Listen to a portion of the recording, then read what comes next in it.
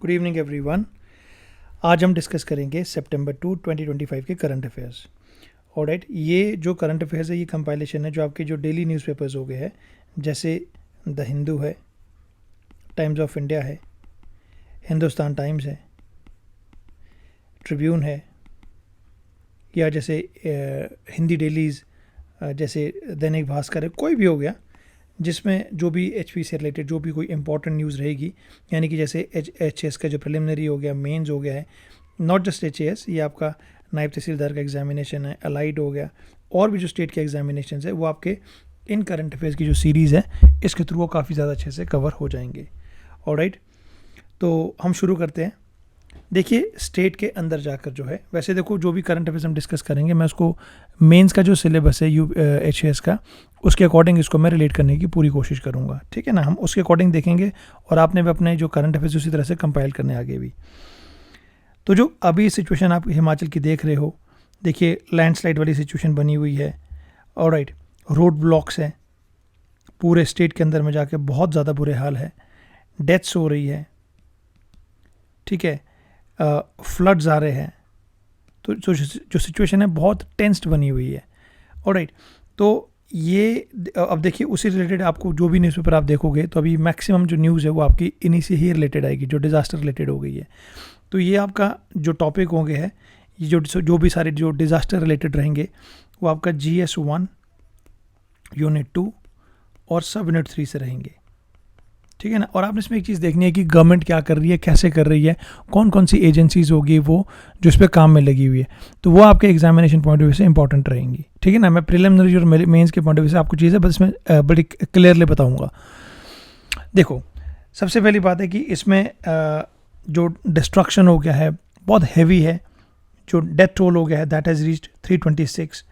और cow shades हो गए हैं वो बर्बाद हो गए हैं। ठीक है, ये जो लोगों के घर हो गए हैं वो गिर गए हैं, और एक चाहे कमर्शियल है, रेजिडेंशियल है, सब जगह पे जाके नुकसान पहुंचा है। क्लियर है चीज़। तो इन्हीं चीज़ों का आपने ना ऐसे देखना कि कौन सी एजेंसीज वहाँ पे जाके पर्टिकुलरली काम कर रही है। ठीक है ना, आपने NDMA का रोल देखना है। ठीक है, और SDMA क्या कर रही है, इन सब चीज़ों का आपने इसमें जाके रोल देखना है। क्लियर है चीज़। अब इसमें जो है एक इंपॉर्टेंट न्यूज़ और जाकर है, दैट इज़ लैंडस्लाइड्स हिट कालका Shimla train service, operation suspended. अब इसमें आप देखो, हाँ, जो पहले वाली न्यूज़ में आपको ना एक चीज़ बताना भूल गया, इसमें ना एक मलिंग नाले का भी मेंशन किया गया है। ठीक है, जो मलिंग नाला हो गया ये है किन्नौर में। ये प्रिलिमिनरी के लिए इंपॉर्टेंट है वैसे। ठीक है ना, प्रिलिमिनरी में कई बार क्वेश्चन आ जाए कि जो ये मलिंग नाला ये बेसिकली ट्रिब्यूटरी भी सतलुज की है। ठीक है ना, तो आपने इसको ऐसे ध्यान से रखना। इसने NH5 ब्लॉक कर दिया है, वैसे कर दिया था, ये कल की न्यूज़ है। ठीक है, और ये जो आज का जो ये एक्चुअली मैं वीडियो कल बनाना था, लेकिन कल ऑडियो की बहुत ज़्यादा दिक्कत हो गई थी, तो इस वजह से मैं इसको कल भेज नहीं पाया था वीडियो। जो ये ऑलरेडी सारा जो स्लाइड सारी कल तैयार हो गई थी, लेकिन मैं डेली के डेली अब आपको जो है शाम होने से पहले पहले ही आपको जो वीडियो अपलोड कर दिया करूँगा। ठीक है जी। नेक्स्ट हमारे पास है कालका शिमला। देखो, जो कालका शिमला जो ट्रेन सर्विस हो गई है ये डिसरप्ट हो गई है, और ये हर पॉइंट ऑफ व्यू से इंपॉर्टेंट है। अगर देखिए कनेक्टिविटी के point of view it is very important. देखिए, एक तो क्या है इसमें कि जो एक बड़ी मेजर अट्रैक्शन है, ये जो डोमेस्टिक और इंटरनेशनल टूरिस्ट है वो इसको काफ़ी ज़्यादा बड़ी तादाद में एक्सेस होती है। मेनली वही लोग करते हैं इसको एक्सेस, हालांकि बड़ी धीरे से चलती है और बड़ी लेट जाके शिमला पहुंचती भी है। तो लेकिन एक व्यू के पॉइंट ऑफ व्यू से तो एक इसकी एक अलग ही खास बात है। तो उस वजह से जाकर जो है ये इसका जो डिसरप्शन है वो कहीं ना कहीं जाकर, चाहे टूरिज्म इंडस्ट्री है, एक हर पॉइंट ऑफ व्यू से जाकर ये क्या बोलते हैं उसको नुकसान पहुंचाती है। ठीक है जी। कालका शिमला रेलवे जो हो गया ये काम शुरू हुआ था 1898 में जाकर, और 1903 में इसका कंप्लीशन हुआ था। ठीक है जी।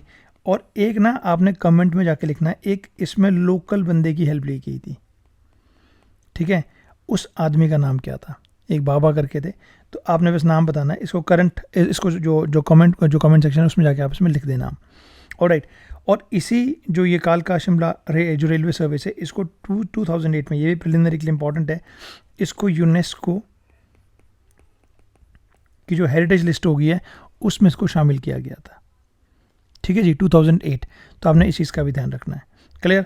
और इसमें जो अभी फ़िलहाल जो है, वैसे तो 103 टनल्स बताई जाती है, लेकिन अभी जो करंट है वो 102 ही है, और तकरीबन 800 ब्रिजेस है छोटे बड़े जो लगा के। ठीक है ना, तो कालका से लेकर शिमला तक के बीच में। ओके, तो इस तरह से जाकर जो आपने करंट अफेयर्स को अपने प्रिपेयर करना है। Next we have is Himachal आपदा प्रभावित राज्य घोषित, सीएम सुक्खू ने विधानसभा में किया ऐलान। एक ये न्यूज़ है, ये दैनिक भास्कर की है, और यही खबर जो है कल का जो टाइम्स ऑफ इंडिया था उसमें भी जाके छपी थी। अब देखो, हमने जो स्टेट के अंदर जो है बड़ी तरह के लॉसेस देख लिए, ठीक है, चाहे प्रॉपर्टी के लॉसेस हैं, चाहे ये आप इंसानी तौर पे देखें, बहुत तरह का नुकसान हुआ है। फ्लड्स हमने देख लिए, जो कुल्लू है, मंडी है, बहुत बुरे तरीके से तबाह हो चुका है। चाहे आप इवन चंबा का जो पांगी वाला एरिया है वहाँ पे भी बहुत ज़्यादा नुकसान हुआ है, ठीक है। ओवर अक्रॉस द स्टेट कोई वैसी जगह नहीं है जहाँ पे कोई नुकसान ना हुआ हो, ठीक है, जान मान का। तो क्लियर है चीज़। तो जो इस तरह की सब चीज़ों के बाद ना, तो अब स्टेट ने क्या किया है, देखो ये ना एक्चुअली में आपका मेंस के पॉइंट ऑफ व्यू से बहुत इंपॉर्टेंट है, ठीक है ना, ये ध्यान रखना है आपने, मेंस के लिहाज से बहुत इंपॉर्टेंट है ये चीज़। सबसे पहले हम जानेंगे कि जो डिज़ास्टर स्टेट होती क्या है, जब इसको डिक्लेयर होता है तो होता क्या चीज़ है बेसिकली, ठीक है। देखो, ये मेंस के हिसाब से इंपॉर्टेंट क्वेश्चन बन जाता है, what is disaster affected state, इसके फीचर्स क्या है। देखो, सबसे पहली बात, जो डिज़ास्टर अफेक्टेड स्टेट होगी है या तो कोई स्टेट है या तो कोई यूनियन टेरिटरी है जो सीवियरली इम्पैक्टेड है, ठीक है, जो सीवियरली इम्पैक्टेड, जहाँ पे नुकसान बहुत ज़्यादा हुआ है, चाहे नेचुरल है चाहे ह्यूमन इंड्यूस्ड डिज़ास्टर हो गया है, लॉस ऑफ लाइफ बहुत सिग्निफिकेंट है, प्रॉपर्टी, लाइवलीहुड, ठीक है, जो गवर्नेंस को भी जिसने डिसरप्ट किया हो, तो उस सिचुएशन को जाकर जो है वहाँ पे जाकर उसको जो है डिज़ास्टर अफेक्टेड स्टेट डिक्लेयर किया जाता है। अब करता कौन है, ये बेसिकली करके स्टेट गवर्नमेंट भी करती है, सेंट्रल गवर्नमेंट भी कर सकती है, जैसे जो मिनिस्ट्री ऑफ होम अफेयर्स है वो नोटिफिकेशन के द्वारा जो है कर देती है, ठीक है ना, एनडीए में लिख के बोल देगी कि भाई इसको जो है नोटिफाई कर दिया जाए। ऑलराइट, इसमें होता क्या है कि इसमें एक इमीडिएट रिलीफ मेजर्स लिए जाएंगे, जैसे रिहैबिलिटेशन का हो गया, रिकंस्ट्रक्शन का हो गया, और जो फंडिंग जो है फिर वो सेंटर से आनी शुरू हो जाती है, ठीक है, जो एनडीआरएफ है उसमें जाके पूरी मदद करता है वो। क्लियर है चीज़। तो आपने इसमें एग्जांपल्स के तौर पे भी देखना है, जैसे उड़ीसा हो गया, उसको भी पहले जब साइक्लोन फानी आया था तो ये 2019 में इसको डिक्लेयर किया गया था, यास के वक्त में भी जाके किया गया था, उत्तराखंड, हिमाचल पहले भी जाके हो चुके हैं, इस असम, बिहार है, गुजरात, राजस्थान है। तो इस तरह के ना कुछ एग्जाम्पल्स देख लिया करो, कोई रिसेंटली कोई चीज़ हुई हो तो आपने उसको भी जाकर उसमें जाके देख लेना है, ठीक है ना चीज़। क्लियर है चीज़। तो एक ये टेम्परेरी होता है, ये कोई परमानेंट नहीं है, ठीक है। जब भी कभी स्टेट जो है वो when it experiences severe disaster, तो वो जो है उसको एक स्पेशल रिलीफ और एक खास इंटरवेंशन की रिक्वायरमेंट रहती है, तो उस वक्त में जाकर जो उसको डिज़ास्टर अफेक्टेड स्टेट डिक्लेयर किया जाता है। हालात इतने ज़्यादा बदतर है कि अभी जो हमारे जो एक्स CM जो है शांता कुमार जी, उन्होंने जाकर चिट्ठी लिखी मोदी जी को, ठीक है ना, उन्होंने जाकर लिखा कि भाई स्टेट को जो है 20,000 करोड़, ठीक है ना, 20,000 करोड़ का आपको स्पेशल रिलीफ पैकेज देना पड़ेगा, ठीक है ना। तो इतनी ज़्यादा हालात अभी हिमाचल की ख़राब है। नेक्स्ट हम जाके देखते हैं कि HP2 की public utilities built on private land. देखो, अब इस चीज़ को समझते हैं, ये बेसिकली करके आपका जो ये जो न्यूज़ हो गई है ये आपकी GS1 से रिलेटेड है, ठीक है ना, गवर्नेंस वाला देख लेना आप इसमें, ठीक है, GS2 सॉरी, जो GS2 वाला गवर्नेंस वाला है, आप उसमें जाकर आपको ये चीज़ इंपॉर्टेंट रहेंगी। तो देखिए इसमें क्या चीज़ है, हिमाचल प्रदेश प्रोहिबिशन ऑफ, ये जो नया बिल पास हुआ है, ठीक है, इसमें जाके कहा गया है कि जो पब्लिक यूटिलिटीज़ को सेफ गार्ड करना है। देखो, कोई भी चीज़ कि मान के चले कोई ज़मीन का टुकड़ा है, ठीक है ना, वो बेसिकली करके कोई क्लेम कर रहा है कि भाई ये तो हमारा प्राइवेट लैंड था पहले, लेकिन सरकार ने इस पर जाके ना हॉस्पिटल बना दिया है, ठीक है। तो एक पर्टिकुलर टाइम विंडो है, तो आपने जब इसमें जाके, अब देखो, चाहे ओरल एग्रीमेंट हुआ है, चाहे कोई लिखित रूप पे जाके जो एग्रीमेंट हुआ है इसका जो सेल परचेज का, लेकिन आप इसको फिर बाद में क्लेम नहीं कर सकते क्योंकि गवर्नमेंट ने इस पर इन्वेस्टमेंट कर दिया है, ठीक है ना। Now it has become a public asset. Clear है चीज़। कोई भी चीज़ जैसे पब्लिक यूटिलिटीज़ में जाके ये जो एग्जांपल्स देते हैं, जैसे रोड्स है, कैनाल्स है, ड्रेन्स, एम्बैंकमेंट्स हो गए, इरिगेशन चैनल्स हो गए, स्कूल्स है, कोई भी जो पब्लिक बिल्डिंग्स हो गई है, ठीक है ना, were built on land once privately owned. आपने ये चीज़ ध्यान में रखना है, ठीक है ना, ऑलराइट। तो आप फिर उस पर जाके क्लेम नहीं ले सकते हैं। क्लियर है चीज़। और जो डिस्ट्रिक्ट के जो DC होंगे वो इसको डायरेक्ट डील करेंगे। क्लियर है चीज़। एक और है, एक एथिक्स के पॉइंट ऑफ व्यू से है, bills to curb exam cheaters, ठीक है ना। ये मेरे ख्याल से कल पास होना था, हो गया होगा। अभी आपको मैं जो आज के न्यूज़पेपर है उसमें जाकर इसको जाकर डिस्कस करूँगा। देखो, ये भी वैसे गवर्नेंस के पॉइंट ऑफ व्यू से आप इसको जाके देखोगे, जो भी आपकी जो पब्लिक एग्जामिनेशन है, ठीक है ना, ये आता है पब्लिक एग्जामिनेशन के लिए, कोई इंडिविजुअल है या कोई जो सर्विस प्रोवाइडर है, यानी कि जहाँ पे एग्ज़ाम सेंटर जो है, जो प्रोवाइडर्स को जो एग्ज़ाम कंडक्ट करवा रहा है, अगर इंडिविजुअल ने जाकर चीटिंग करते वक्त बंदा पकड़ा गया तो एक तो कॉग्निजेबल ऑफेंस है, वो नॉन बेलेबल है, ठीक है ना, 5 साल के लिए तो उसको सज़ा है, ठीक है, और 10 साल के लिए क्या बोलते वो 10 लाख उसको जो है फ़ाइन देना पड़ेगा।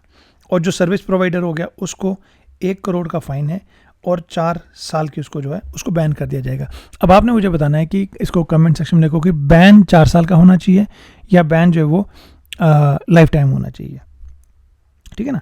तो एथिक्स के पॉइंट ऑफ व्यू से जाकर ये आप जो क्वेश्चन लिख भी सकते हैं, इसमें एक एग्जांपल आपका जाके आ जाएगा। इसमें एक और है डिजिटल सिग्नेचर साइन। देखो जो एक जैसे देखो इंटरनेट का ज़माना है, ठीक है, और ये जो हम कोशिश कर भी रहे हैं कि जो पेपर जो ट्रांसपेरेंसी को मेंटेन करने के लिए, ठीक है ना, सिस्टम को और एफिशिएंट करने के लिए, लोगों को जो हैसल फ्री करने के लिए, किसी तरह की परेशानी लोगों को भी, जैसे रेड टेप है, कागजी कार्रवाई बड़ी ज़्यादा रहती है, तो उन सब चीज़ों को दरकिनार करने के लिए गवर्नमेंट ने काफ़ी टाइम से, देखो स्टेट गवर्नमेंट बहुत पहले से करती आ रही है ये सब चीज़ें, कि जो ऑनलाइन एक्टिविटीज़ उसको बढ़ावा दिया जाए। तो यहाँ पे भी यही वाला जो रजिस्ट्रेशन बिल 2025 का, it aims to modernise the process for registering documents, ठीक है ना। एक तो चीज़ ये होगी है, तो जो ऑनलाइन का जो प्रोसेस हो गया उसको इफेक्टिव करने के लिए, पेपरलेस रजिस्ट्रेशन है उसको और अच्छा करने के लिए ये वाला जो बिल है वो लाएगा। इलेक्ट्रॉनिक सबमिशन रहेगा डॉक्यूमेंट का सारा, ठीक है जी। और इसमें लिखा भी है कि जो bill is intended to reduce time, cost and inconvenience, जो मैंने आपको पहले जाके चीज़ बताई है, ठीक है जी, जो आमतौर पे देखा जाता है। नेक्स्ट है हिमाचल प्रदेश का, जो ये इसको यहाँ देख लेते हैं, बिल टू स्ट्रेंथन पंचायत। देखिए जो पंचायती राज का जो एक्ट हो गया, इसको भी ध्यान रखना, 1994 का, हिमाचल का, ठीक है ना। अब इसमें भी अमेंडमेंट आएगी। इसमें क्या चीज़ है कि जो क्रिमिनल लॉज जो नए इंट्रोड्यूस किए गए थे उसके साथ इसको अलाइन करने का इसमें प्रावधान रहेगा, ठीक है, ताकि जो अकाउंटेबिलिटी है वो जाके बढ़े, जो इलेक्ट्रल प्रोसेस है वो बेहतरीन तरीके से स्ट्रीमलाइन हो जाए, तो वो सब चीज़ें इसमें जाके देखने को मिलेंगी, ठीक है। ये भी आपका गवर्नेंस के पॉइंट ऑफ व्यू से इंपॉर्टेंट रहेगा। Next we have is Baijnath 800 year old Shiva temple battles rain fury faces structural strain. अब देखो इसमें क्या है, देखो ये वाला जो आपका टॉपिक हो गया, आपका GS1 यूनिट 1 और सब यूनिट 1 का जो मेंस का हो गया ना, उसके लिहाज से इंपॉर्टेंट है ये। सबसे पहले जानेंगे कि देखो यहाँ पे ना सर्कल भी किया हुआ है, ये वाला जो एरिया ना, ये इसमें क्रैक्स आ गया, इसमें पानी भी नज़र आ रहा है, जो सीपेज होगी वो भी इसमें देखने को मिल रही है। तो दिस कंसर्न्स द सर्वाइवल, ठीक है जी। जो बैजनाथ का जो मंदिर हो गया, ये बना था 1204 में, 1204 में जाके बना था, और ये शिव का मंदिर है, और शिव को यहाँ पे पूजा जाता है वैद्यनाथ के तौर पे, ठीक है जी। इसमें लिखा भी है यहाँ पे कि बनाने वाला कौन था, अहुका एंड मन्युका, इन लोगों ने बनाया था, ठीक है। और आर्किटेक्चर कैसा, ये आपको आप इसको देख भी पा रहे हैं, नगर आर्किटेक्चर है ये। नॉर्थ में जाकर आमतौर पे जो आर्किटेक्चर जो मेनली है, they are of Nagar style only. 1786 में जाकर, अगर इस मंदिर पे आ सकता लिखने के लिए आपको, ठीक है ना, नोट आ सकता है कि इस पे जाके लिखें, तो करंट के पॉइंट ऑफ व्यू से आप जाके इसमें जाके चीज़ें मेंशन करोगे। 1786 में जाकर जो है संसार चंद ने इसको रेनोवेट करने के ऑर्डर दिए थे, ठीक है ना। और रेनोवेट करने का जो काम जो है, it was led by Gangaram, ठीक है ना, उन्हीं के दरबार के प्रीस्ट थे। और एक खास बात और है कि मंदिर इतना ज़बरदस्त बना हुआ है, स्ट्रक्चर इतना मजबूत है कि 1905 में जब अर्थक्वेक आया था, ठीक है ना, तो उसको भी सर्वाइव किया था। क्लियर है चीज़। तो इसके अलावा जो है, इसके अंदर जो प्रेमाइसेस हो गया मंदिर का, इसमें आपको छोटे छोटे मंदिर और भी देखने को मिलेंगे, ठीक है ना। जैसे जमदाग्नि का है, जमदाग्नि का हो गया, भैरव का है, ठीक है, नर्मदेश्वर का है,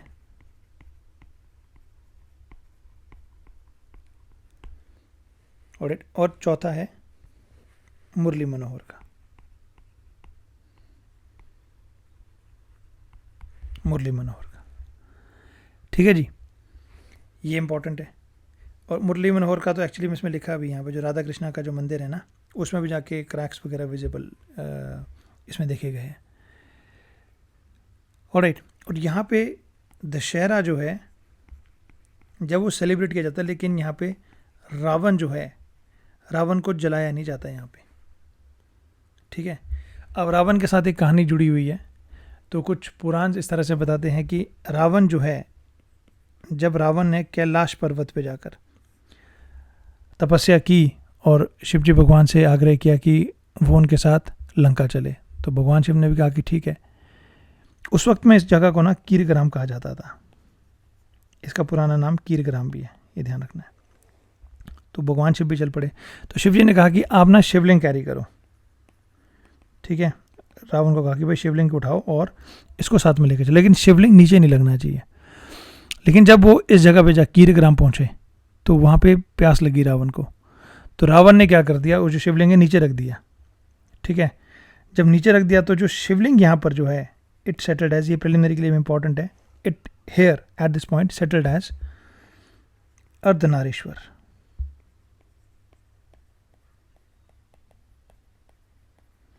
इंपॉर्टेंट है ये नाम।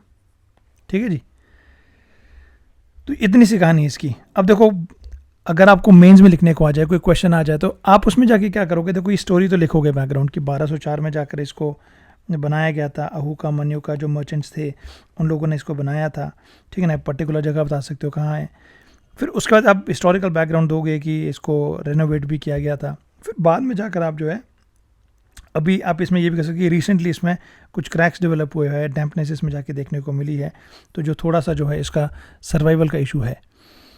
ठीक है जी, तो ASI के अंडर है ये, और ASI ने कहा कि हम इसको देखेंगे, मतलब इसको, मतलब इतना कोई इतनी बड़ी कोई खतरे की बात नहीं है, लेकिन फिर भी थोड़ा एक हमारे पास डेटा आ जाता है लिखने के लिए। साथ के साथ इसमें जो कुछ करंट की भी जाके चीज़ें फिर हमें पढ़ने को मिल जाती है। ठीक है, तो एडिशन होता रहता है, नॉलेज का आपका एनहेंसमेंट होता रहेगा, और जो आपका मेन्स है वो और ज़्यादा अच्छा होता रहेगा। नेक्स्ट है stranded in silence, Pangi residence. ये देखो वही डिजास्टर मैनेजमेंट का ये भी क्वेश्चन जाके बनता है। देखो इसमें क्या है ना, सबसे पहले देखो पांगी का है, पांगी ये वाला जो एरिया हो गया। ठीक है, अब यहाँ पे क्या है कि यहाँ से ऐसे नदी जाती है, आपको चंद्रभागा जाती है इस तरह से। अब जो इसके साथ के जो ट्रिब्यूटरीज है ना, उसमें फ्लड आ गया है और आसपास के एरियाज तबाह हो गए।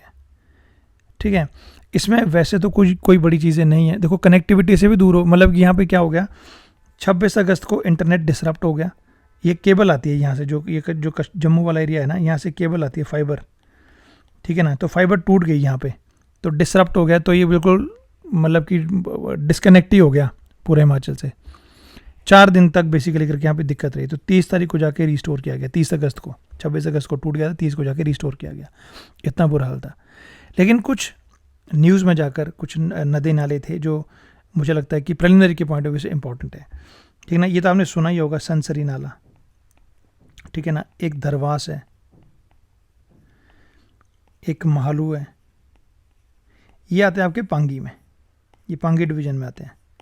ठीक है जी, इसके अलावा जो है फिर ये जो उदयपुर वाला जो एरिया हो गया, यहाँ पे इधर भी तबाही बहुत ज़्यादा हुई है। ठीक है,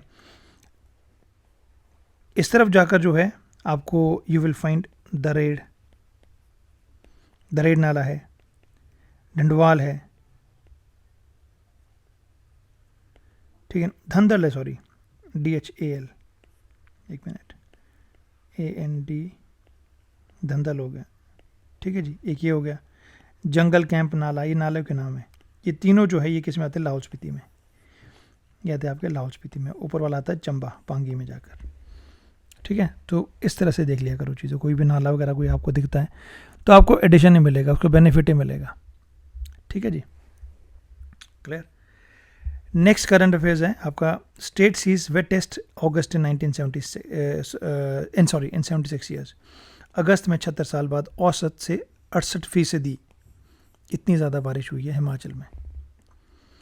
देखो इसमें ना आपको एक ही चीज़ याद रखनी है। एक तो रखना आपने यार, एक तो आपने साल याद रखना है 1927। हिमाचल में सबसे ज़्यादा बारिश 1927 में हुई थी। ठीक है ना, और कितनी हुई थी, 542.4 mm। आपने बस ये वाला फिगर याद रखना है। अभी हिमाचल में बारिश आज भी हो रही है, अभी तो काफ़ी टाइम आगे देखते हैं, किस अभी हालात बहुत ज़्यादा ख़राब है, ठीक है। तो आपने इसमें एक चीज़ आके देखनी है कि एक जो डेटा क्या आता है कि इसको ब्रीच किया कि नहीं किया। अदरवाइज सबसे ज़्यादा बारिश 1927 में हुई है, ठीक है ना। आज़ादी के बाद पहली बार इतनी ज़्यादा बारिश हुई है, मतलब कि रिकॉर्ड पहले जो ये 76 साल पहले का रिकॉर्ड था, ठीक है ना, उसको ब्रेक कर दिया अभी इस टाइम पे जाकर, ठीक है ना। 1949 के बाद का यह आंकड़ा, यहाँ लिखा हुआ यह आंकड़ा 1939 के बाद अगस्त महीने से सबसे ज़्यादा बारिश का है, ठीक है जी। तो इतना ज़्यादा हालात ख़राब है इस वक्त में, तो ये फिगर ध्यान रख लेना आप इसमें। बाकी यहाँ पे जाकर आप देखोगे स्टेट का भी लिखा हो, जो डिस्ट्रिक्ट्स हो गए उनकी भी जाके ये सब सारी जो फिगर्स अभी के लिखे करंट फिगर्स जो है, ठीक है, देख लेना इनको। नेक्स्ट है entire state declare disaster hit, ये भी हमने जाके डिस्कस कर लिया है। 10,000 मनी महेश यात्रीज रेस्क्यूड।